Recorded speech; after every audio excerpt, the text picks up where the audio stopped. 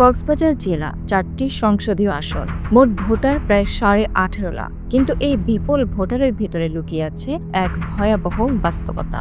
অভিযোগ উঠেছে ভোটারের ১/৪ বেশি প্রায় ৫ লাখ রোহিঙ্গা, যারা জালিয়াতি ও দুর্নীতির মাধ্যমে বাংলাদেশের জাতীয় পরিচয়পত্র সংগ্রহ করে ভোটার তালিকায় ঢুকে পড়েছে।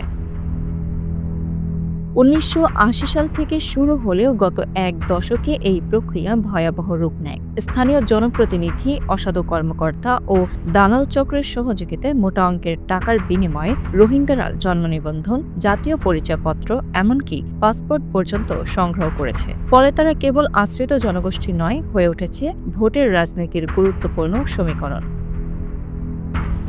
কক্সবাজার শহর, টেকনাফ ও উখিয়ায় রোহিঙ্গা ভোটারের সংখ্যা সবচেয়ে বেশি। অভিযোগ রয়েছে, রাজনৈতিক দলগুলোর প্রার্থীরা নীরবে তাদের কাছে গিয়ে ভোট প্রার্থনা করছেন।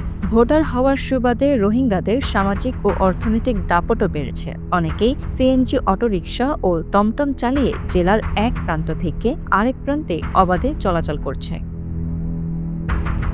স্থানীয়রা জানান, পুলিশের একাধিক চেকপোস্ট থাকলেও কেবল চেহারা দেখে কিংবা এনআইডি দেখিয়ে পার পেয়ে যাচ্ছে তারা। এমনকি রোহিঙ্গা ক্যাম্পে প্রবেশের ক্ষেত্রে আরআরসির অনুমতি বাধ্যতামূলক হলেও বাস্তবে সে নিয়ন্ত্রণ কার্যকর নেই। এতে অপরাধ, মাদক পাচার ও সন্ত্রাসী তৎপরতা উদ্বেগজনকভাবে বাড়ছে। গোয়েন্দা সংস্থার তথ্য অনুযায়ী বাংলাদেশে আশ্রয় নেওয়া প্রায় ১৪ লাখ রোহিঙ্গার মধ্যে অন্তত ৫ লাখ ইতিমধ্যে এনআইডি পেয়েছে। অর্থাৎ প্রায় ৪০% রোহিঙ্গার হাতে রয়েছে বাংলাদেশের পরিচয়পত্র।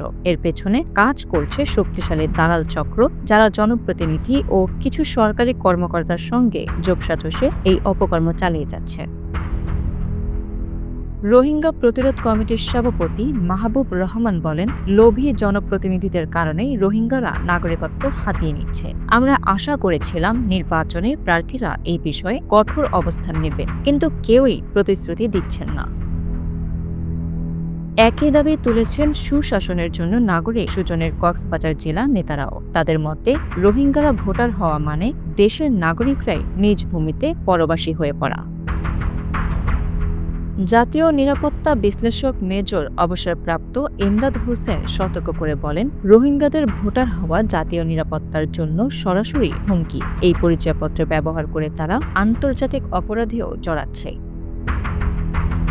জেলা পুলিশ জানিয়েছে, দালালদের নজরদারিতে রাখা হয়েছে এবং যৌথ বাহিনীর বিশেষ অভিযান শীঘ্রই শুরু হবে। তবে প্রশ্ন থেকেই যায়, রাজনৈতিক সদিচ্ছা ও প্রশাসনিক দৃঢ়তা ছাড়া কি এই নীরব অনুপ্রবেশ থামানো সম্ভব? কক্সবাজারের ভোটার তালিকা আজ শুধু একটি নির্বাচন নয়, এটি হয়ে উঠেছে রাষ্ট্রের সার্বভৌমত্ব ও নিরাপত্তার প্রশ্ন। Bangla affairs news desk.